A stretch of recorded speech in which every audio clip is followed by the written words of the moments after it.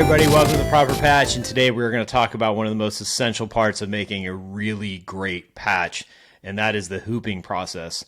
For those of you who don't know, a hoop is a really simple device that keeps your fabric in place, it keeps it taut, and it keeps it from puckering so that when the needle actually goes in and out, the fabric doesn't move. And as you can imagine, when you're creating a really intricate design, if that fabric moves, then your design can get really screwed up.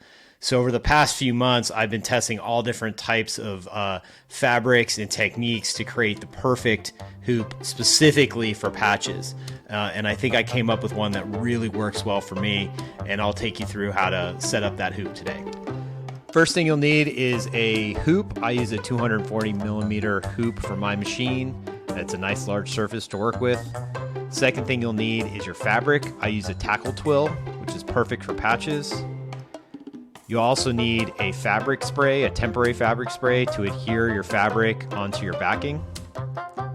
And lastly, and most importantly, is your cutaway backing. I recommend an easy cut backing, 2.5 ounce Supreme heavyweight backing, 2 of those.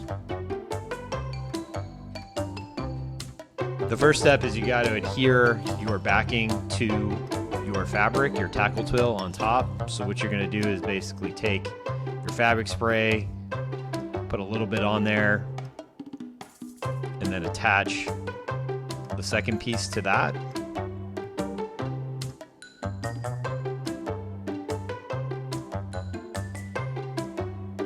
And then add a little bit more spray, and then attach your fabric to the top. Now, that particular fabric has a shiny side and a dull side. I always put the shiny side on the top, although you can use the dull side. It really doesn't matter.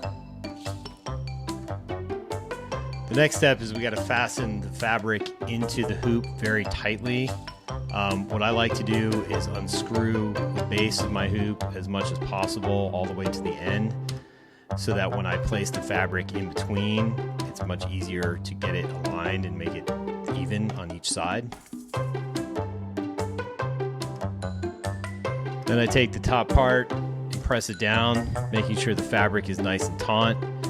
And then I tighten the screw as far as it possibly will go. Then I lay it flat, get rid of all the bubbles. And if it's really good, you should tap it on the top. It should sound like a little drum. And then I flip it around to the back, tap it on the back. And as you can see, there's a nice little lip there. I push it through to make it even extra tight. Not only does this hoop provide a great surface to print a really detailed patch on, it also provides the desired thickness that a really good patch needs to have. Well, there you have it, folks. If you have any questions, please put it in the comments below. And as always, please subscribe to my channel and follow me at The Proper Patch on Instagram to see all my latest drops and projects. Thanks a lot. Talk to you soon.